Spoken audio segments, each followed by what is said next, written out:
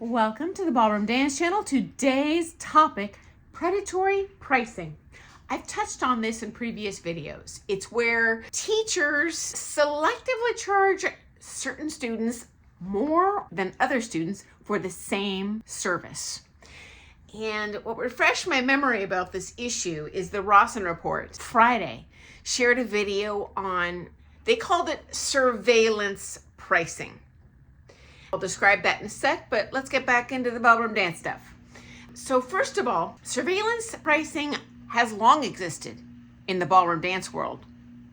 Since I started 40 years ago, as a matter of fact, almost every teacher I worked with, truth be told, if they were a man teacher, would evaluate that lady student's wealth.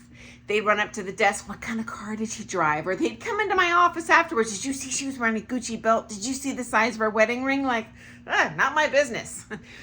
And they would charge commensurately. I have issues with this, but next. They take advantage of the women because the women have a harder time finding dance partners.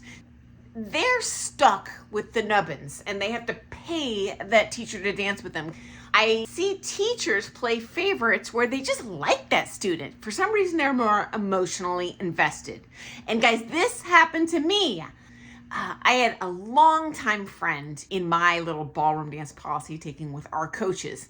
And there were whispers that they charged different students drastically different prices.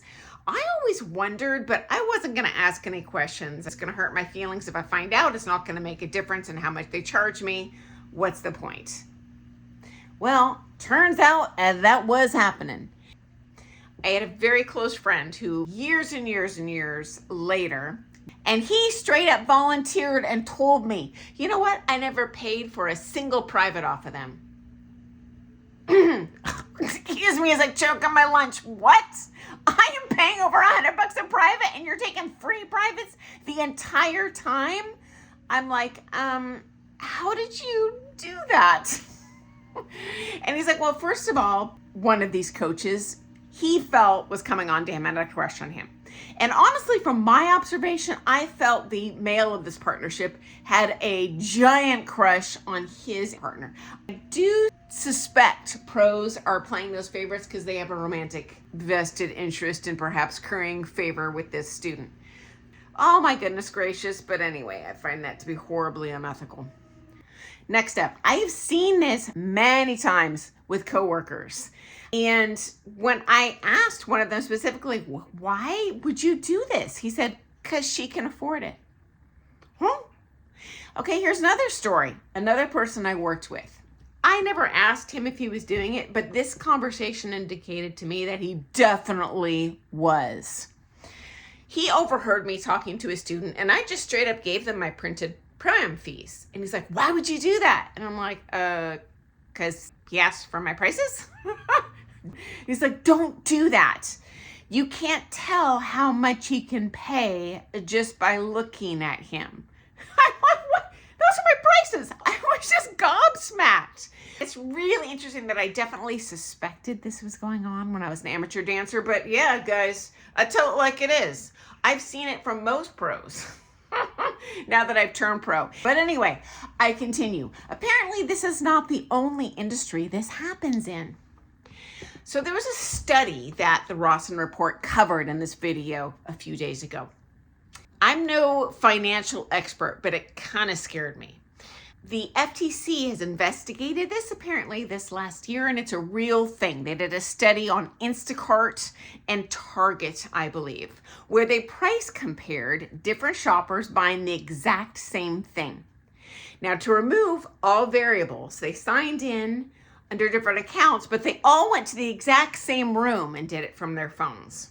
They didn't do delivery, so there was no delivery charges added on. They ordered the exact same items from the same exact address of seller, meaning Target or whatever stores. Okay, here's the shocking thing. Every single person in that study came up with a different total in their cart, and the difference was up to 23%.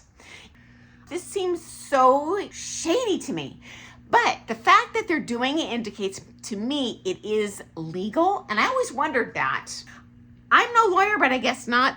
If it's maybe random pricing, certainly wouldn't legally be able to discriminate based on race, but I thought gender was included too. And statistically speaking, just calling it like it is, I see these manipulated ladies that really love that companionship and that dance experience being taken advantage of. So, you know, I guess I don't have a solution, but to say that it gives me the yuck and angry and I've got to be in my bonnet over it, yes. And I do think it's going to get worse over time with the expansion of AI. To my knowledge, no one in our industry is using AI yet, but they're, in all practical purposes, doing that by visually assessing this client's finances. So, okay, guys, I look forward to seeing you first thing tomorrow morning for some more Things Ballroom Dance. And I'll post a link to that Rawson report so you can get all the details on what those investigations revealed. Okay, have an awesome day. I look forward to seeing you first thing tomorrow morning for some more Things Ballroom Dance, guys.